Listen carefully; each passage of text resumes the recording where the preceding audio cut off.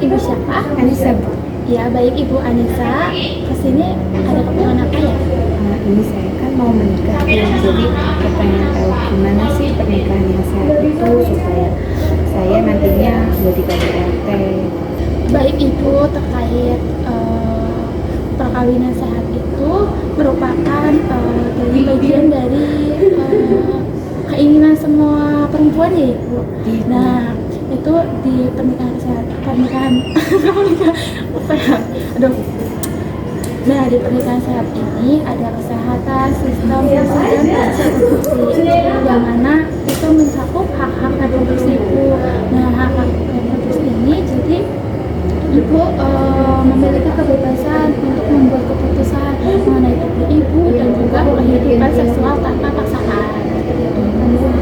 Nah, untuk persiapan pernikahan juga ada baik mental, fisik, finansial, administrasi. Jadi bukan hanya ini nikah saja gitu. Jadi masih banyak yang perlu disiapkan. Nah, juga ada rencana kehamilan dan KB. Sebelumnya Ibu sudah ada rencana punya anak berapa dan menggunakan berapa? Saya sih pengen 3, cuma kepengennya jaraknya jangan terlalu dekat. Terus KB belum sih, karena bingung kan katanya cocok-cocokan. Untuk jarak anak itu bisa didiskusikan dengan suami juga dan juga itu bisa. Lalu untuk penggunaan alat kontrasepsi itu bisa disesuaikan dengan kebutuhan. Jadi nanti setelah hamil kan ada fase menyusui, jadi bisa disesuaikan itu. Nah, untuk selanjutnya itu ada pencegahan infertilitas yang biasa disebut ketidaksibukan. Nah, itu bisa dicegah dengan cara menjaga diri sehat, lalu tidak merokok, tidak mengkonsumsi alkohol, baik dari ibu maupun calon suami ibu, lalu juga menjaga berat badan ideal seperti itu. Nah, untuk selanjutnya itu ada kondisi kesehatan dan penyakit yang perlu diwaspadai itu. Jadi sebelumnya apakah ada riwayat keluarga yang punya hipertensi atau diabetes mellitus? Baik, untuk itu sendiri di kehamilan sendiri biasanya tekanan darah dari ibu itu bisa, walaupun tidak punya riwayat hipertensi itu bisa naik. Jadi itu bisa dicegah juga dengan pola makan yang sehat, olahraga seperti itu. Nah, selanjutnya juga ada pencegahan stunting transisi ibu. Itu bisa dilakukan dengan cara memenuhi nutrisi, konsumsi tablet F. Jadi sebelum kehamilan juga bisa memeriksakan diri atau mengecek HB untuk melihat apakah itu ada riwayat anemia atau tidak. Itu juga merupakan salah satu pencegahan stunting. Lalu juga ada pencegahan kekerasan dalam rumah tangga seperti yang kita bilang. Itu bisa dicegah ibu dengan komunikasi yang sehat, saling menghargai keterbukaan. Jadi apa-apa itu bisa didiskusikan berdua. Belum sih. Nah, untuk itu ibu bisa diulangi yang sudah saya jelaskan tadi. Jadi tadi persiapan itu ada persiapan mental, fisik, emosional, terus kayak dokumen-dokumen, terus juga menentukan jangka kehamilan, OKB, terus juga ada pencegah stunting gitu. Tadi mengonsumsi tablet tambah darah, terus mengecek OB, terus ada juga pencegahan kekerasan dalam rumah tangga, itu komunikasi, terus keterbukaan gitu sih. Jadi sudah jelas ya ibu? Iya, cukup jelas. Untuk perkawinan sehatnya mungkin sekian ibu. Terima kasih.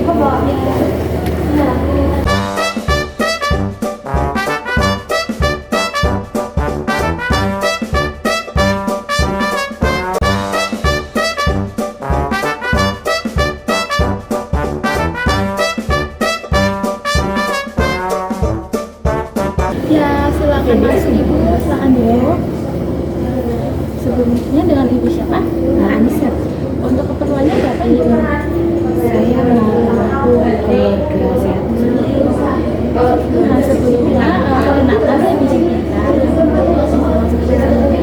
sini saya akan menjelaskan sedikit ibu tentang penjelasan kesehatan.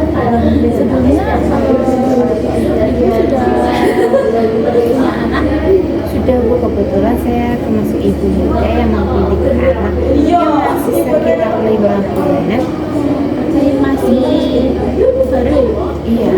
Untuk keluarga saya ini di dalamnya itu ada keluarga berencana ibu. Ya, keluarga berencana ini merupakan program pemerintah yang dibentuk untuk membentuk keluarga sehat. Nah, di dalamnya itu bisa dilakukan dengan cara mengatur jarak kelahiran, lalu juga membatasi jumlah anak. Jadi ibu bisa mengatur jarak kelahiran ibu dan ibu ingin jarak anaknya berapa seperti itu.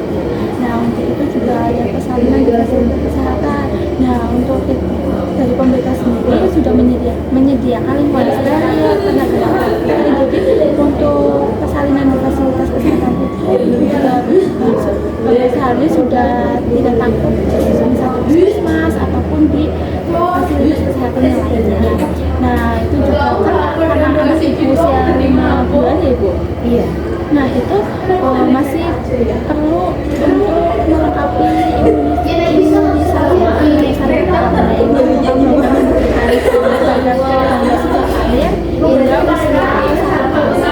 tahun untuk imunisasi dasarnya. Nah itu nanti selanjutnya bisa dilanjutkan dengan imunisasi lanjutan. Nah selanjutnya juga ada ASI eksklusif, yaitu pemberian ASI yang full ASI itu, jadi tidak diberikan makanan ataupun minuman selama 6 bulan. Lalu juga ada penimbangan setiap bulan, jadi biasanya dilaksanakan di puskesmas ataupun atau pertumbuhan dan perkembangan serta untuk mendeteksi dini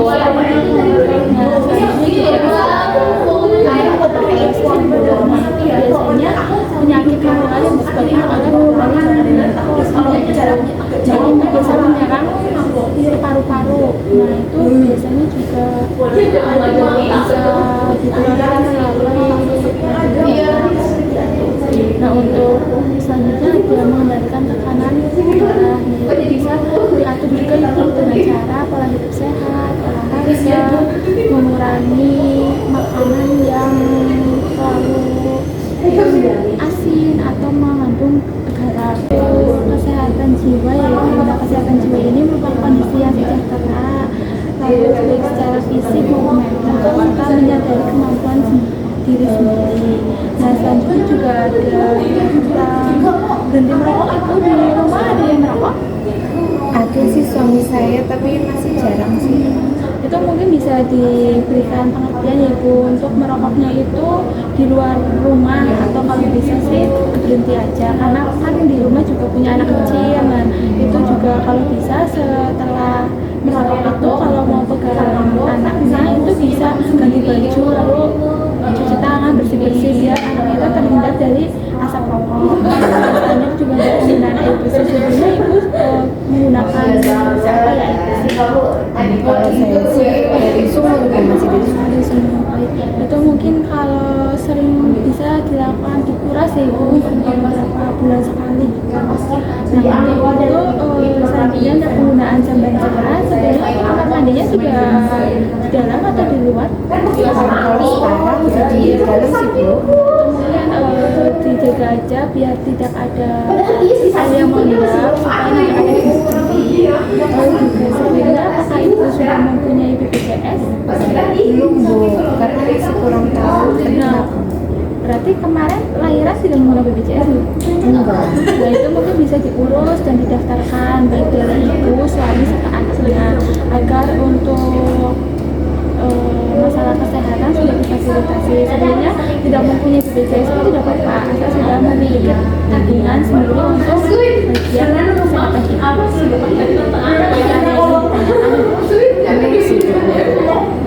Baik, untuk selanjutnya mungkin ibu bisa menjelaskan sedikit terkait penjelasan yang saya jelaskan tadi. Jadi pada bayi itu ada imunisasi ya, bukan hanya imunisasi dasar sampai usia 1 tahun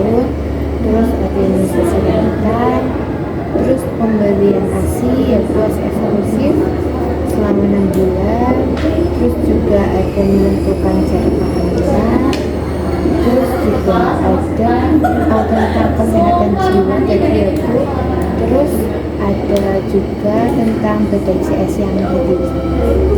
Baik, sudah cukup jelas ya Bu, dan juga sudah selesai. Ya makasih ya Bu. Iya.